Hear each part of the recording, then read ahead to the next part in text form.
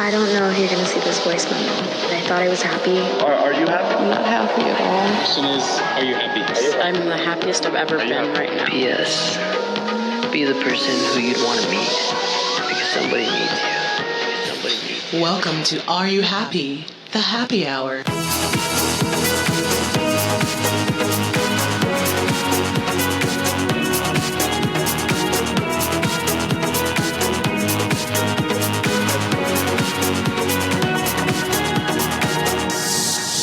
Welcome back, everyone, to another episode of Are You Happy podcast. For the longest time, we've been on vacay, but we are back and fresh. And hello, faces. We've not done a vodcast in a while, and that's simply because we just didn't feel the need to. But today is a special occasion for two reasons. A, because we came out of vacay for this wonderful team right here that you can see. And then two, we have a lot of good stuff coming. So get excited because it's about to get on. It's what it's about to do. I am Vanessa the Vivacious, your host and executive producer. And before us, we have these fine gentlemen I'll let them introduce themselves. I'm Scott Homan, the director of the documentary Witness Underground. Hello, I'm Anthony Mathenia. I'm a friend of Scott's. I'm co-producer on this documentary. Awesome. Well, it's lovely to meet you guys. And if you hear dogs in the background, is what it is. It's real life, right? They're making cameos. So I'm so excited that you guys are here. And first off, I would really love to kind of hear the backstory on how you found us and what led you to reach out to us. Your show is, I use Pod to use Pod. I think that's how I found you. And I use that to become a guest on their shows. And we've been matched by an algorithm, to put it as bluntly as possible. Alex Sanfilippo, who built that app, is a really cool guy. He does a lot of great work in the podcasting space. And I've loved working with it. And I think you're doing a great job. So thanks for having us on. Hey, well, thank you so much. I appreciate that. So I, too, was new to podcasts in the last year, or pod, as it were. And I've interviewed some really insanely amazing people with like really cool stories, from like CEOs to, I was homeless before, but then I built this whole, empire, or even like a small group of women who found common interests within their local community. And now they're running like this nonprofit for women, and they travel the country. So it seems like so many partnerships have been built because of Pod. So shout out to Alex and his team. This was not planned. So there's another example of an app or technology bringing people together. And our film was kind of about that, actually. It's kind of the inception of the relationships that we develop and explore in the film. Is from Web 1, basically the early internet. Like, someone built a web page who is the main story in our film. And because of that, Anthony and I both found this other community that was similar to our lives and similar to our communities. We came together using technology. So it's like, that's the new world we're in. It's like, even cities or states away, you can connect with people that you never would have otherwise met because of some app or tech. That's the positive side of the modern world, I guess. Yeah, you're totally right. And it's really nice when you can see. Sure, go for it. You want to jump in? I'm sorry, was there more to that, or did I think that was just a quip joke. He's like, wait until we jump in and tell me about the dystopia. Yeah. Hang on. Is there like a side effect for our documentary? I'm sorry. No, you're totally good. You're totally good. I am so excited to talk to you about it because I have so many questions. You did a fantastic job on the trailer. Just saying, you guys did an amazing job. I was hooked from the very beginning. I grew up in not exactly the same background, but I worked at a Christian rock venue. And so So it spoke to me on many levels, and it gave me flashbacks of growing up. And I tell people that I started working behind a bar at 13, and they're like, what? And I'm like, chill. It was a Christian rock bar. We're serving Fritos and hot dogs. But I was host to some really great bands, like, some of them that made it to the mainstream. I forget names. Bowling for Soup. Oh, wow. Yeah, I know those guys. There's someone else, like some ska band that's really famous, and I can't. Five Iron Frenzy, that's one of them. Oh, yeah, I know them. Great. That's cool. Yeah. We're in the same like music space, and like Anthony, you probably heard of those bands too, huh? No, but I had for Soup was like pretty major on the radio. Yeah, I had friends that would travel around in these weird Christian like underground music scenes in their evangelical churches, and yeah, it was something like that. Or Tooth and Nail Records just comes to mind. I had some Pentecostal friend of mine who was always like handing me a cassette tape or a CD of a new thing on Tooth and Nail that's like, check this out. And I, we're from this other religious background, but he's like, there's cool Christian music too, man. and there was some cool stuff on Tooth and Nail too. I wish I could remember the names, but it was like a punk scene where they do like little house shows and stuff, but everybody was like evangelical. It was like, wow. It was kind of like our documentary, just like a different little slant on that kind of thing. Yeah. Yeah. And then the stories that you tell, or from what I gather, the stories that are within it of the people within your church, the people that you've met and all those relationships that forged how you guys got out of your, your current standing at the time when you were within that religion. Before we go to that though, I do want to ask you, just generally speaking, and this is, for our show purposes, are you happy? Well, I would say I'm happier now than when I was in it. Like when you're in that culture, there's a lot of restrictions and you can't really speak out and you're getting shut down all the time for trying to do anything new or anything that's like good for you or following your curiosities. So yeah, definitely maybe I used to say like leaving that religion was maybe the best decision I've ever made in my entire life. And I hope it's not the only great decision I make in my life, but from that point on, it was like, this is where my life starts. And now I get to do all the things I've ever dreamed of. And my life is my own. And like making this movie is like me having my voice. I'm absolutely loving like owning a piece of art and being the director of it, like writing, directing, creating, like all of it. And then it's like, I wake up in the morning, I'm like, oh, I have to write emails to people. And it's like, it might sound like an office job to somebody, but I'm like, I'm having the time of my life. I'm like the conversations and connections I'm having it's amazing. The Kickstarter is a lot of work. And it's a lot all at once, but it's still really, really fun. And we will be successful with your help. But it's and with viewers like you. Yeah. Yeah, we will definitely spread it out because it is a wonderful project. It's a beautiful piece of art. I can't even tell you how gorgeous it is. And I haven't even seen all of it. So, just from that small tidbit and from the Kickstarter, all of the info that you put there is so relevant. And I appreciate it from a filmmaker standpoint as well. So that's why I'm able to say that. But I just think it's amazing what you guys did there. And I can't wait for everyone to see it and to see it, available on more commercial platforms as well. And I wish you guys like so much amazing journeys ahead for sure. Thank you. Yeah, it's everything we've ever wanted to put with this movie and to tell about this story, all the art we could possibly think of. 32 albums, 9 books. A number of those books are Anthony's and his CD that he put out back in that day because he was in that music scene. My first album that I did solo back in the day, and it was like 32 full albums, like 12 in the faith and like however many more, 22 that came after, or 20. So yeah, it's like a huge amount of art, and all that is donated art to the success of the movie. But you're actually like we're pre-sale selling the movie, and all that music is like a part of the project. So it's everything we've ever dreamed to put together, plus extras, plus the director's commentary, plus the soundtrack is amazing. Like it's like we've been working on this campaign for years, and now it's finally like available, and the film is available for the first time. Can you tell me how long exactly that you worked on this? So I had like an interview series on YouTube that was sort of the prototype to this called XGW Coming Out. So like coming out stories, to use the language of the LGBT community, of leaving religion and like that kind of similar experience. And that led to crowdfunding this in 2018. So I was like 2 years of kind of dabbling in that and doing interviews and putting that together and making these high quality little interview with following a single person. And then we did like this group of interviews that became this movie. And it wasn't even our idea to make a movie, but then it was like, oh, like that was an amazing set of interviews and amazing music. And they're all like people that I knew from back in the day. So we kind of like decided like, let's actually take this to the next level, not just do a YouTube channel thing. Let's go to and make a full film festival worthy film that will be on Netflix or other streaming services. So that was 2018. We crowdfunded it, concepted it, and we shot in a few months, like in May. And then it took about 3 full years to go from concept, crowdfund, and have a finished film in the film festival circuit.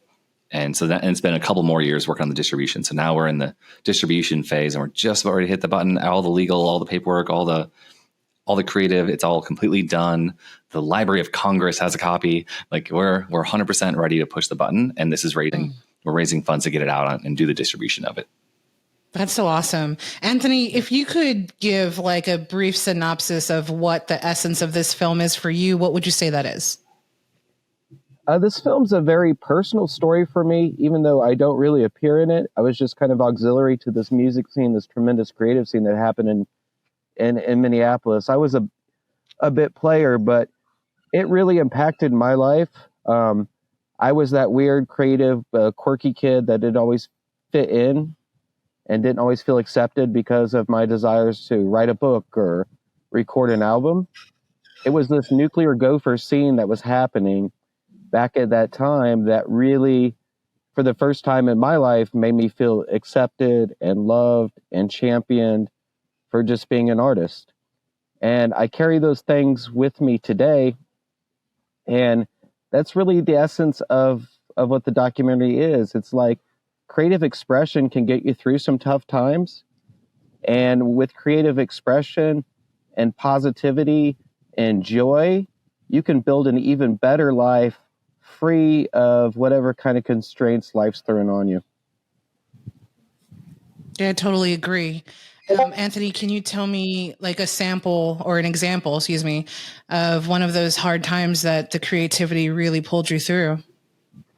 Well, I think that everybody has experienced being like in a spot and, maybe you were just a teenager and it was your first bad breakup and it felt like it was the end of the freaking world, right?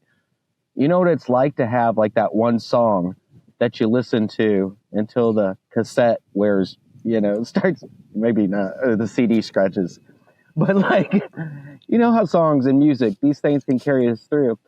There's a great line in the documentary by Eric, who's one of the stars, the studies. He says, for creative people, it's a need. You have to create or you'll go crazy. So, for a creative person, they just want to do things. They just want to get it out there. That's the only way they will ever be happy in life.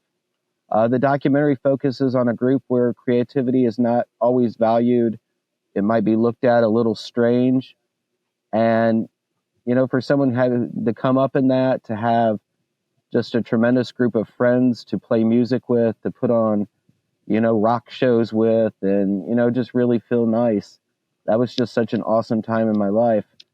There's one song that I carry with me from a band that came out of that scene, Pop Riveter.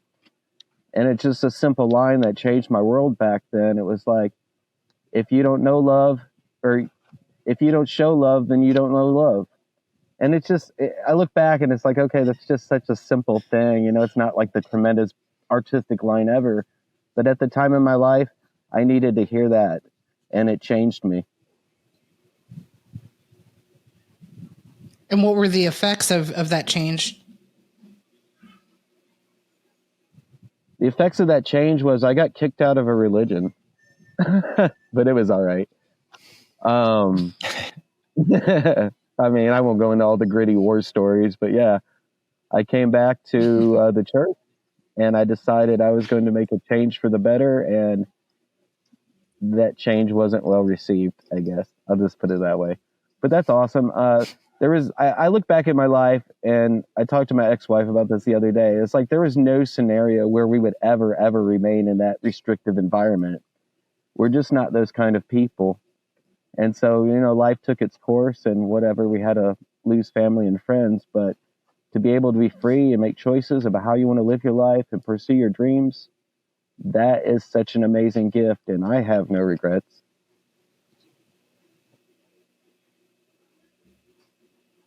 Well, I'm glad that you made that decision, and it sounds like you've taken advantage of everything afterward. So I can't imagine what that's like to lose a lot of people in your life that were once a major part of your life, and then have to start over completely new, as if you just moved to a whole other place with no one. Like that's got to be so difficult for both of you. It's something that I recommend to people actually. Is if you do go through something tricky where you're ostracized for whatever reason, it doesn't have to be a religious reason. It could be even like our societal structures of work. You get fired. I mean, that's a big part of your life. You spend 40 hours a week of your waking best, most alert time of your life every week with your work community, and being fired for any reason cuts you off from that. So like anyone can go through that. And if you don't want to be reminded of that, or if you want to like do something different, it's sometimes hard when you are surrounded by that environment or some of those same people, but now they're treating you differently. And one of my recommendations is like, well, I went to the other side of the planet and I lived in Asia for 5 years. That was my extreme, like get out of society, go try a new place to reinvent myself or become the person I want to become, or experience like, growth in a different way, or accelerated growth or something. But you could even do that. You can do that just by changing where you spend time and who you spend time with in your own community, or like go to the next town over, or, something as simple as like changing your apartment. It sounds dramatic at the time or impossible, but like that, it's totally doable. And all the same things exist on every part of the planet. There's a grocery store and there's an apartment and there's a job. And if you just want to do anything, changing your environment can actually accelerate your growth. And it's everything that you kind of started with. Like, it can be hard to change your environment, but that's actually like, if you do that, it can actually, if you like, it's like being a refugee or choosing to go be an expat in another country. Like one of them's a choice and one's sort of like you're thrust into it. And like you can choose with the right mindset to have a different environment. And that can be this huge benefit to accelerate your growth as a person. So do you think then that depending on the choice, if it's your choice versus a result, then the transitions may be a little bit different? Whereas if it was your choice, it's a little different than if it was something that was forced upon you. Yeah. And I think it comes down to mindset. Like I meet people even from, like Argentina doesn't have a great economy. So a lot of people have left Argentina, and I don't live in the States right now. I live in a place where a lot of Argentinians are, and in southern Mexico until recently. I'm in Panama now, but like a lot of those people left because they had to, but at the same time, most of them are really excited about it. So like, yeah, there wasn't a lot of opportunities in Argentina, but in Mexico, they can start a business and like make good money, and like they love their life living in this beautiful place. And it's almost like a war can send you off. I mean, I'm getting into the weeds here, but a war off because out of desperation. But if you like choose to leave, it can be empowering. You choose to try a new thing, and not everybody wants to do that. It's not easy, and some people get stuck in the, oh my God, I'm a victim of this terrible thing, and like just be in that mindset forever. And even if that's the case, you can change the way you see it and embrace the change and the opportunities that come with that change. And I feel like a lot of this religion our film talks about, the Jehovah's Witnesses, you kind of have to, there's really no choice. You're in it. It's happened. Like you're cut off. So it's an opportunity actually, but it might take a while to like figure out how to think of it that way. So before we dive into that, because I totally want to go into the Jehovah's Witness and more. You touched on something earlier where you said being able to live your life again and to start your life, having not had control of your life, and then being able to begin that. Can you tell me what that transition felt like for you? For me, like I was dating someone in the religion at the time that I was like, oh, this isn't real. This is a fantasy that I'm a part of. And I'm trapped in a weird dystopian mind control organization.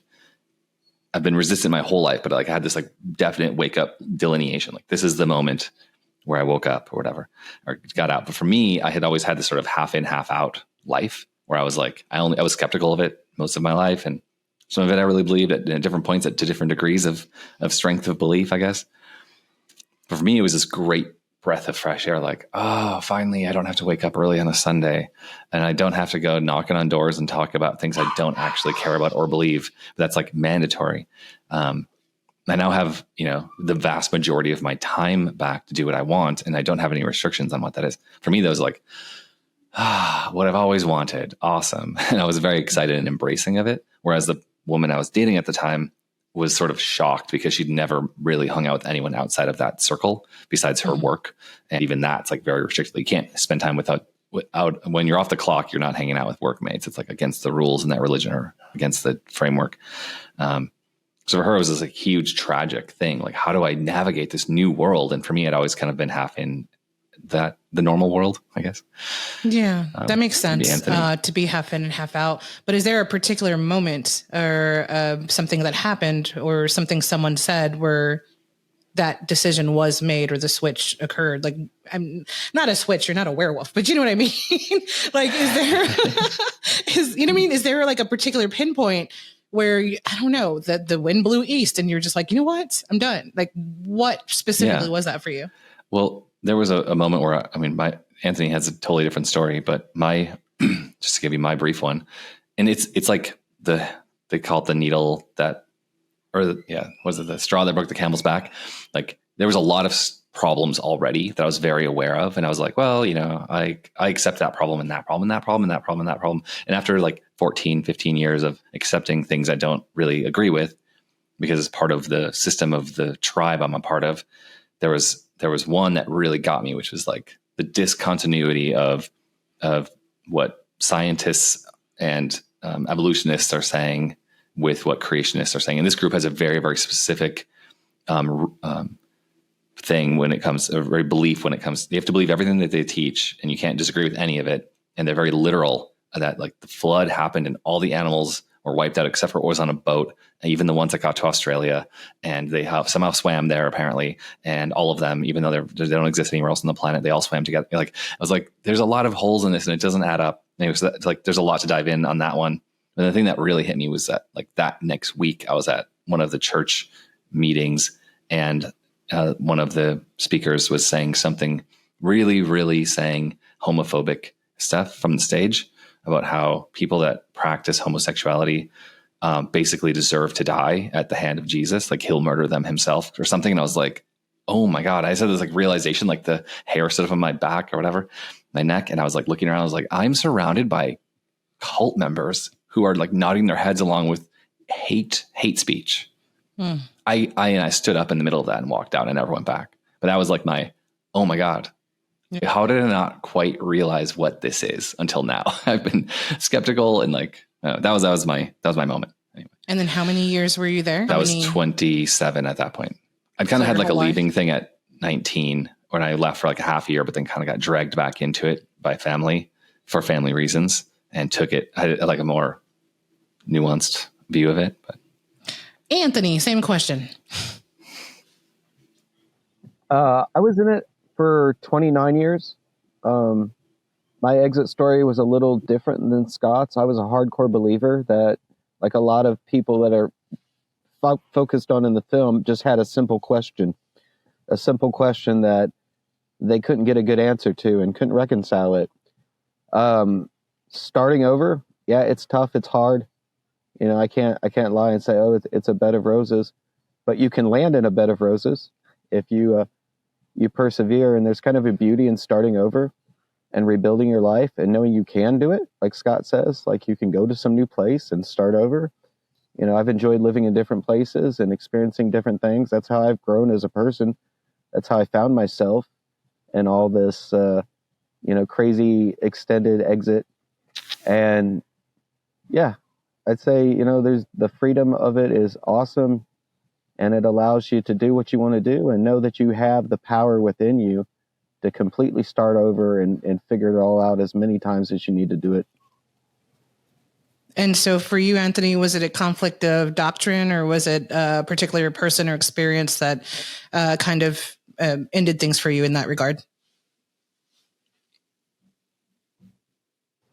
I don't want to get into like the weeds that is just so niche, but I'll just say like the religious organization on paper condemned another political organization, and I found information that they had secretly been involved with the political organization they were condemning. It was basically a hypocrisy that I asked questions and, I got answers. The answers were not true.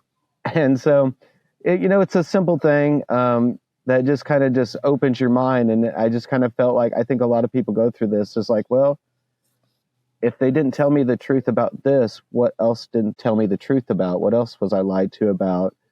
And it's just sometimes these innocent little questions that just open your mind to start looking at everything. And then I think a lot of people, at least one of the stories of Cindy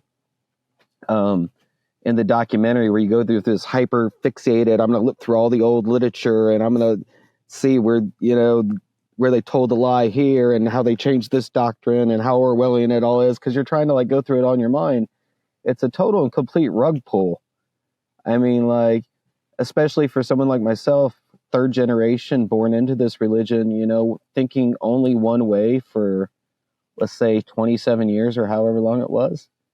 And then suddenly, I mean, like, we talk about like the physical starting over without family and friends, but the mental starting over of tabula rasa, not knowing what you believe in. And thank you for sharing that. Yeah, no need to go any further than that. But I do have a similar experience to you, Scott.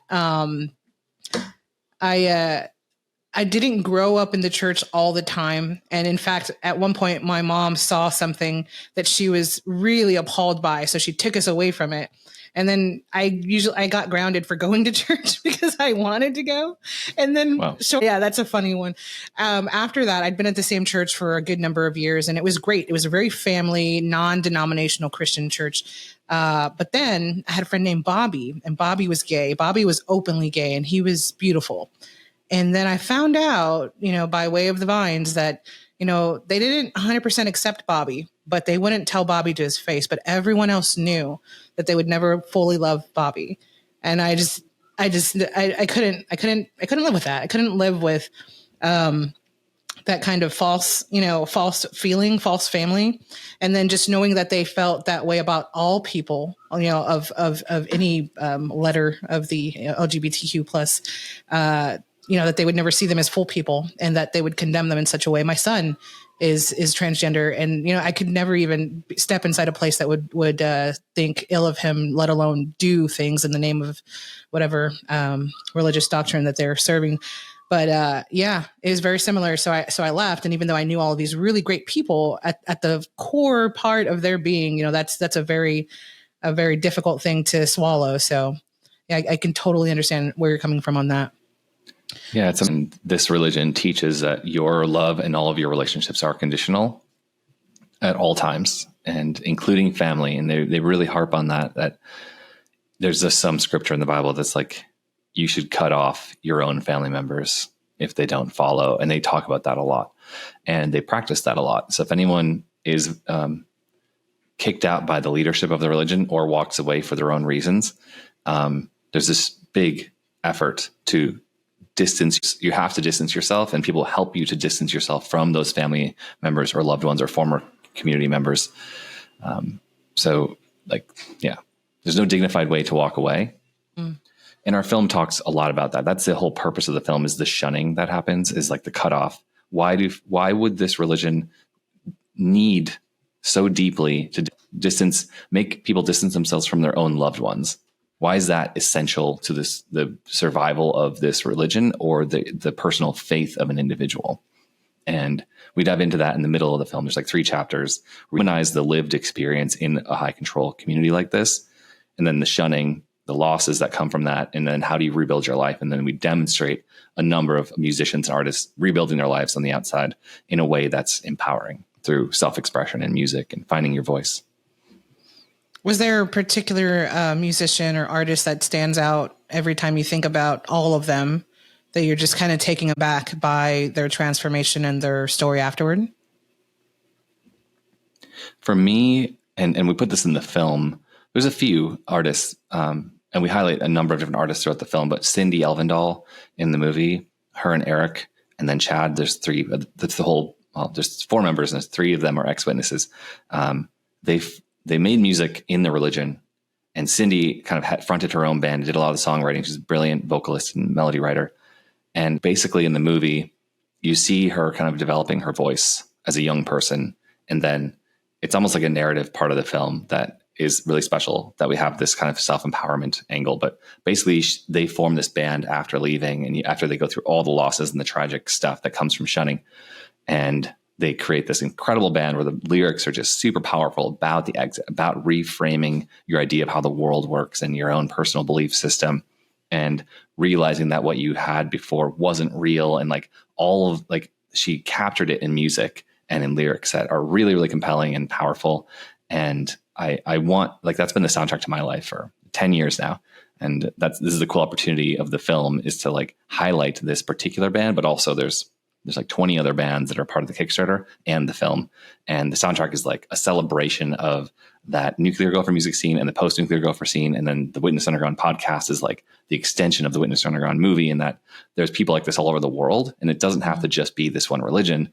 There's ex-Orthodox Jewish artists who've gone and made Exit albums and makes music about it, or ex-Mormon albums. And there's many, many different kinds of high control groups that, and David Bizan from, what's the band? Pedro the Lion is a Christian band, or known in the Christian community. He came out as atheist, we talked about it. And he did a solo album and he did a solo tour. He's still with Pedro the Lion, and they still tour and they still make music. But like that's like that kind of story is becoming more prominent, and it's almost like post-faith, post-cult music is like a transformational thing, and it can be really empowering.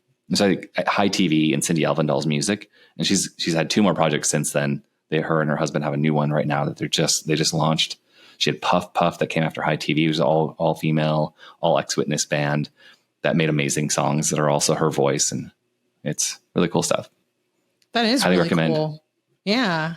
Are you guys going to put together like a Spotify list of everything eventually? I'm so glad you asked that. Actually, Ryan Sutter, his music is prominent in the movie as well. He had like a 3-album Exit trilogy that he did. We talk about that and show a lot of music of his in the film.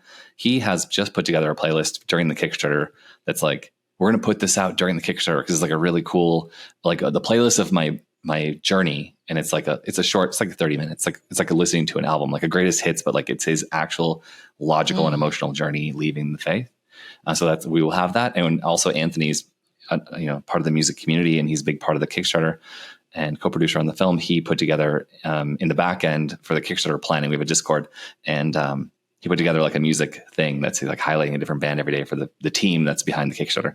So I think we'll put together something, but all that music right now is available in the Kickstarter as downloads the day we're successful. So November 17th, we'll be successful with your help. Thank you for helping and supporting the project. And you can get all the music that ever came out of both the inside and the outside communities of music creators, musicians, and artists.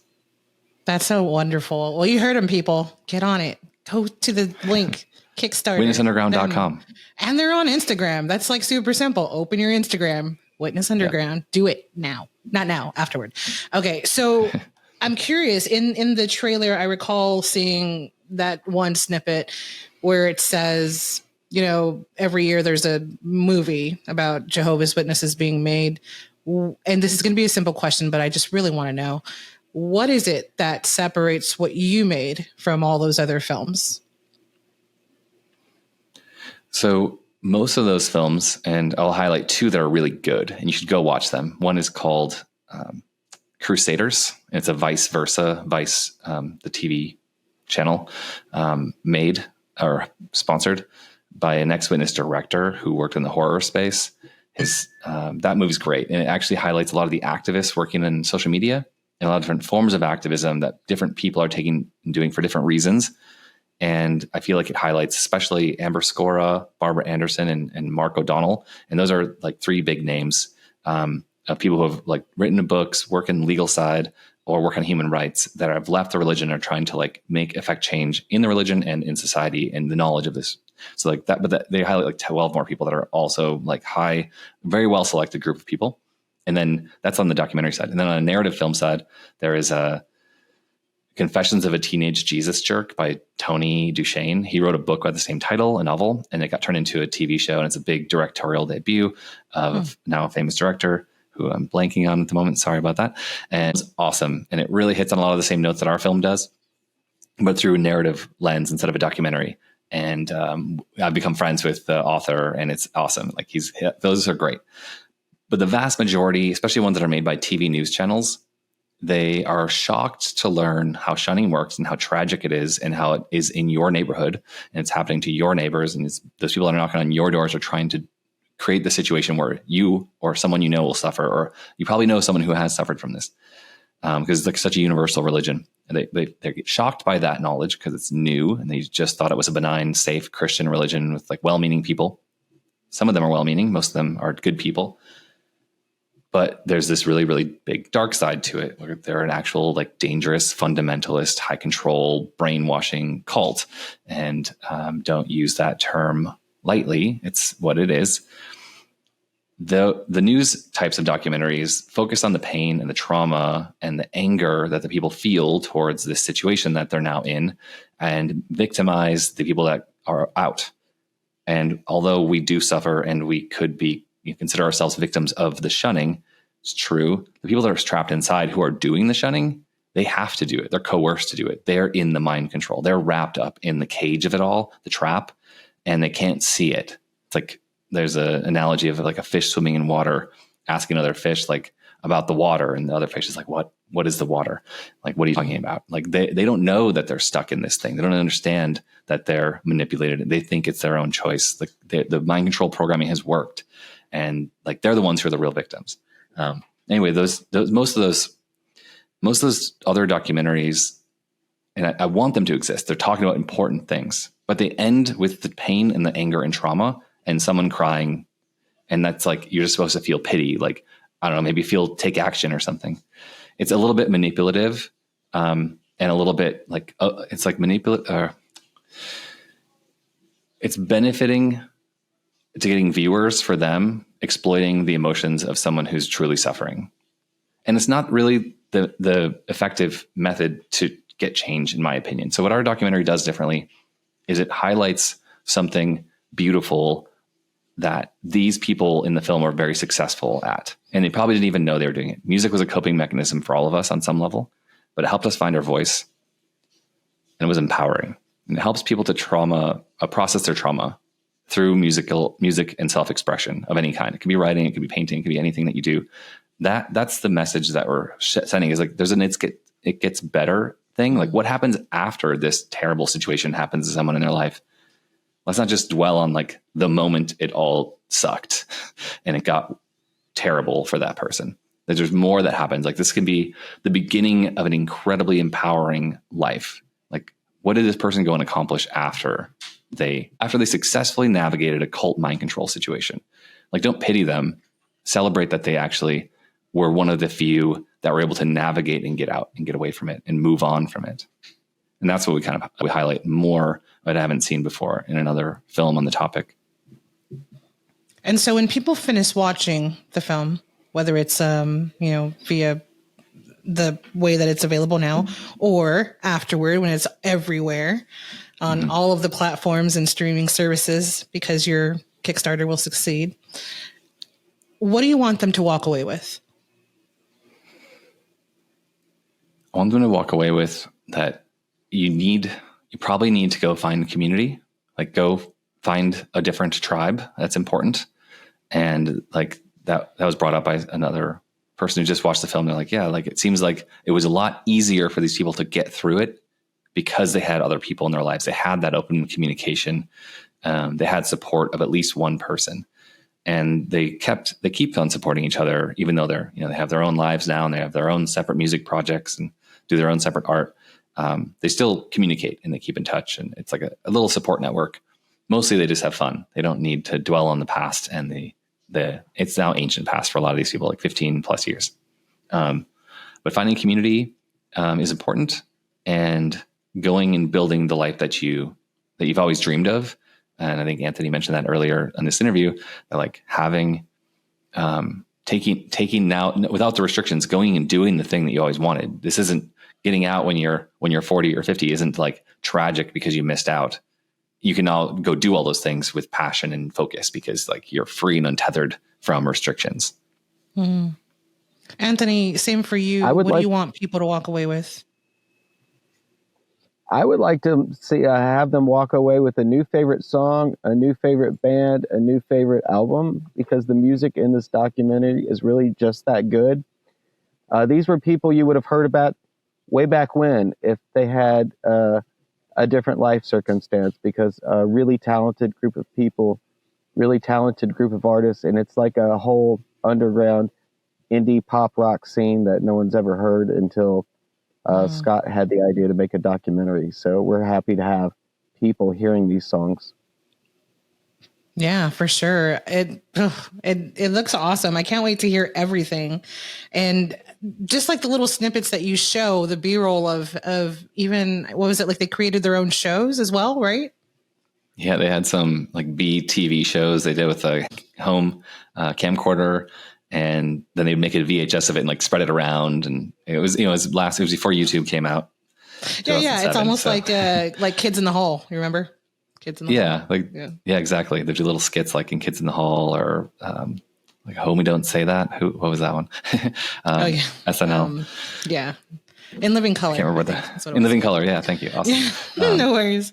And they did music videos. They made like trailers for horror films that didn't exist. And they would make like music video. They make a song about something really dark, like cannibalism, and then make like jokes about cannibalism throughout the video. Like that's highlighted in the movie, where the song, She Cooked Me Up and Ate Me for Dinner. It's like a guy's head on a plate, and they're like seasoning his head before they eat him. And his eyes are like looking around, like, and there's sauce rolling down his face.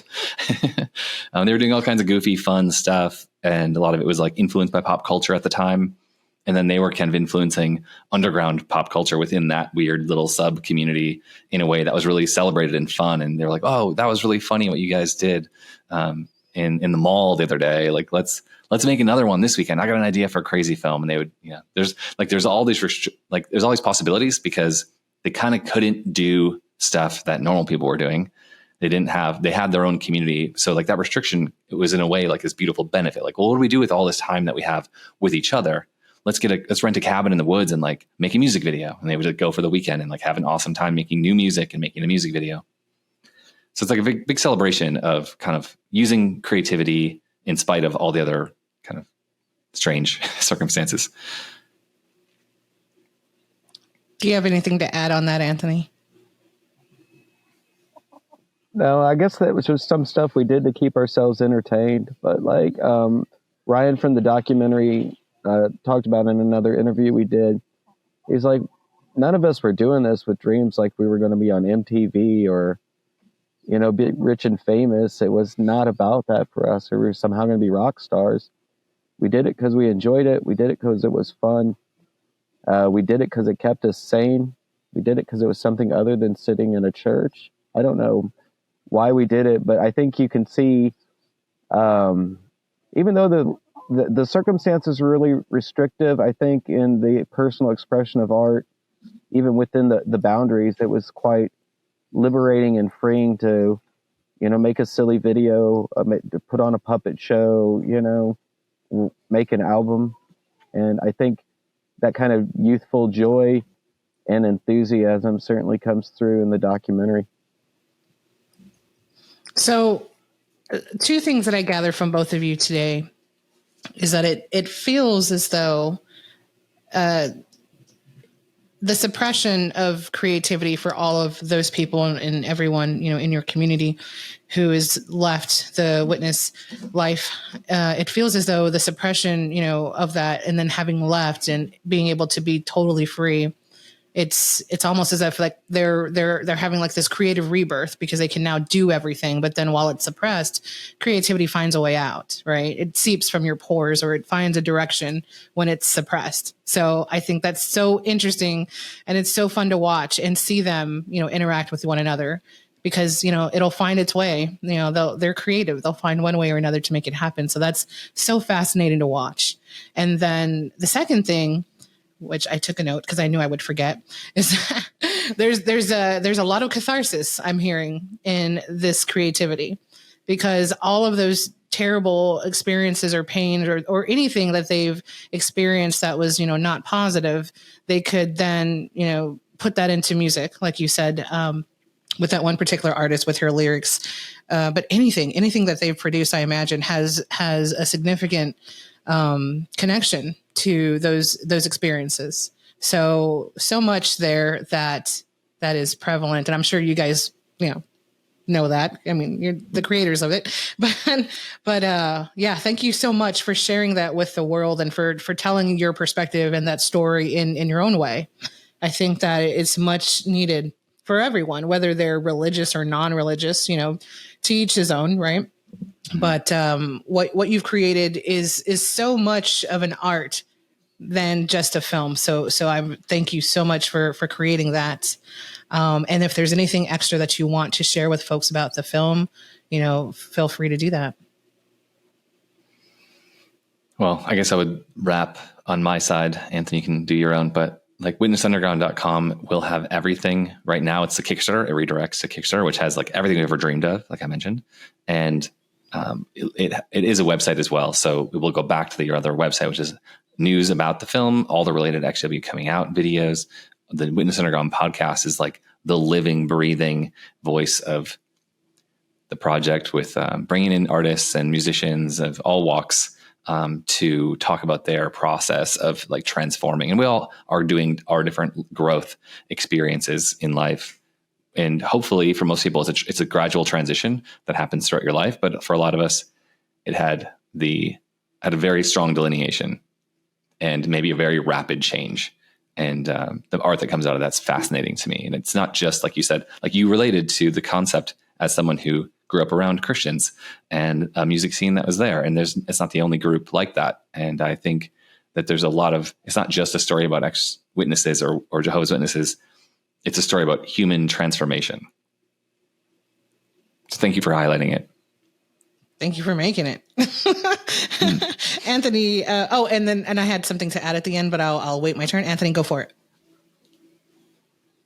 I want to thank you for having us on the show to highlight this documentary. I agree with what Scott says. Yes, the topic's about this one little niche thing that no one's really even thought about, but it's a bigger story. It's something that I think a lot of people have experienced in life, feeling like the outsider, maybe they didn't fit in or be in a situation where they thought they couldn't fully express themselves. Witness Underground, it's for anybody that's ever had to find themselves restarting in life for whatever reason, to know that, if you put your mind to following your dreams, you will achieve them. And that's something that, Scott and I have been so happy to experience. And we just appreciate anybody who's jumped on to help get us this far in this campaign, and anybody who else will hear this and jump on, because we really want to get this documentary on a major streaming service, because we think it's the kind of story that can help a lot of people, not just former Jehovah's Witnesses. Definitely. Absolutely. And I can't wait to see it out there and be like, I know those guys. Honestly, like when you emailed us, Scott, I thought you were spam, but I was like, you know what? I'm going to see where this goes. So, You're not the first person to say that. Or a lot. Yeah. There's one of the person said something like that. Picture. I don't know. So are you happy, if you're not aware, Began, its root is a documentary, and it's actually being finished right now. It's currently in post-production. So we res on those things as well. Oh, wow. That's really exciting. Yeah, a small team traveled the world interviewing strangers about happiness. And the premise was to find the happiest person in the world. And then utilizing cinema verite, right? Filming life as is. Mm-hmm. We were able to capture so many stories. And then another premise is that everyone has a story worth telling. So to this day, we still interview for the docuseries strangers all over the world, and we have creators all over the world. But the documentary itself traveled to India, to the UK, all over the US, capturing some of the most beautiful stories, and then some really awesome adventures where one of the characters met a guy in Utah in the dunes. And the guy was like, hey, why don't you come ride this buggy with me? Hey, you want to go get pizza? Hey, you want to come to my house? And they spent the whole day together, these two strangers, sharing like some of the most intimate conversations you've ever seen on film. So it's an amazing journey. So yeah, I hope you guys will also check that out once it's out. I think you would really love it for sure. Yeah, if you also, we're working this whole indie release angle. So if you're on that path, reach out and we can talk strategy on that. Because I've learned a lot from other indie filmmakers. It's a fascinating topic that you've got going. I had another one just to put this out in the world that I wanted to do before I ever even thought of making this film. It was like, go to indigenous tribes all over the planet and ask them. And maybe it's not so much about happiness, but about like, what wisdom do you think is important to send to the next generation? Yeah. And, the older I get, the older those older, wise people are, and the less of them we have. But I mean, they're passing these ideas down culturally. And I think that kind of thing's so fascinating. But like happiness is a nice, positive topic and such an interesting challenge. Oh, sure. To find people who are living in the present. It's our opportunity to put positive, energy back into the world where there's not much of all the time. A lot of the content that you see online, there's a lot of negative content, a lot of things that the algorithm shows you, whether you want it or not. Right. And so for us to put something engaging, something, that can warm your soul or can make you feel. And if it's a sad interview, then you may resonate with them and say, hey, you know what? I'm not alone and I'm going to be okay. And that's a big deal. So yeah, we have to talk like offline for sure. I have some documentaries that I'm also working on. One of them is about a ballerina with MS. And so hoping to get that one done within the next month, that would be great. But I think I saw a woman who dances who has MS and she does these really interesting videos. It's really fascinating. Yeah, it's like an 18-year-old a physical kid. challenge. Yeah. So more on that another time. Okay, exciting. Last bit, you guys, before you go, because Are You Happy wouldn't be what it is without this awesome question. If you could share a message with the world, and this is to both of you, if you could share a message with the world, what would that be?